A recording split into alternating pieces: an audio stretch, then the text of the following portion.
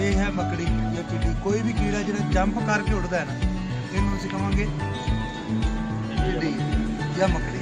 हुण ये हलाल है, इन्हों खाण वास्ते इस्तेमाल करना है। जिस फड़ लई यह उनका सिर भुगना, आराम नाल इस तरह बना के करके खिंचोगे,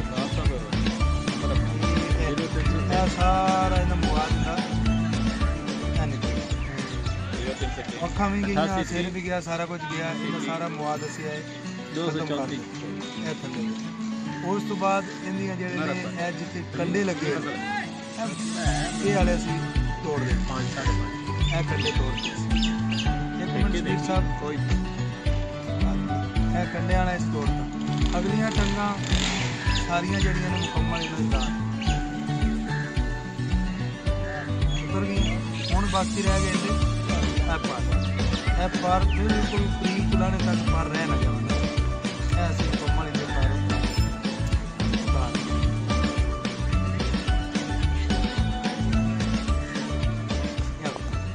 इस तो बाद हुण ए हलाल गोश्त जिहड़ा है तैयार, इनू हुण अच्छी तरह तुसीं ये धोना। धोण तो बाद फिर इनू तेल च तल लो, जब उस तो बाद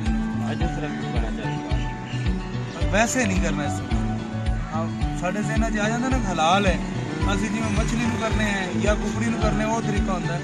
इन्हां तरीका है तरीका पहला सिर लाना, सिर नूं आराम नाल लाना, उस सिर दे नाल ही सारा मुआद दा बाहर निकलना।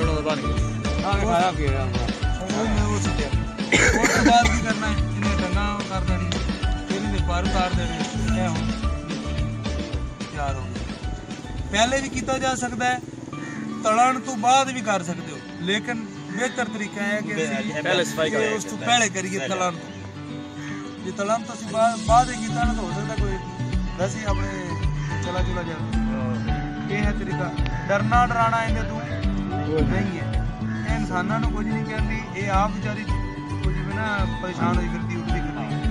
इस वास्ते जो उड़ती हुई आवे कोशिश करनी कि बमन ना दो अपने खेतों।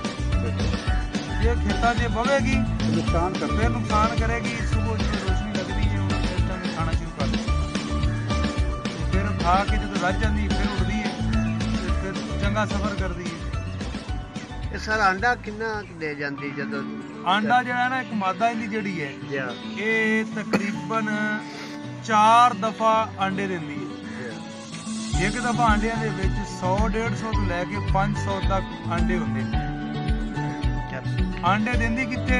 रेत दे विच, बंजर जमीन विच, जिथे इंसानां दा गुजर बसर ना होवे या कोई जानवर ज्यादा ना जांदे हो और नमी भी होवे जगह दे विच, ताकि बच्चे विचों निकलन तो उन्हां नूं खुराक भी सब दा भी मिल जाए। गवर्नमेंट ने सोचा वो हो रहा है, सारा कुछ हो रहा है, लेकिन जो जमींदार की फसल पे आ जाएगी ना, वो जमींदार ने खुद मारनी। अगे पिछे जी होएगी वो गवर्नमेंट उन्होंने देखेगी, क्योंकि जो जमींदार की फसल होएगी ना वो तो 1 किला 1.5 किला 2 किले। बेहतर तरीका इनका की है कि जो आ रही है ना, इनू बहन ना दो, वो तो दौड़ मक्का करके ना जी चीज हथे आवे मोटरसाइकिल सलेंसर कट सकते हैं। कई जगह तो ढोल बजाते हैं, पीपे बजाते हैं, आ गड़दियां परातां जो चीज जिन्हें इस तरह करते हैं। अग के लौ जलाते हैं, उड़ती है, छापा ऐसा खड़काते हैं, उन्हें नाल भी जाती है। हाँ एक दफा जो बह गई फिर नहीं होती। एक दफा जो बह गई किसी भी जगह से फिर इन्हों खिंच के लाना पौंदा है।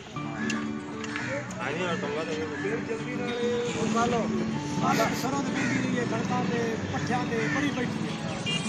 काल तो कोई आई बड़ी घनी काल है।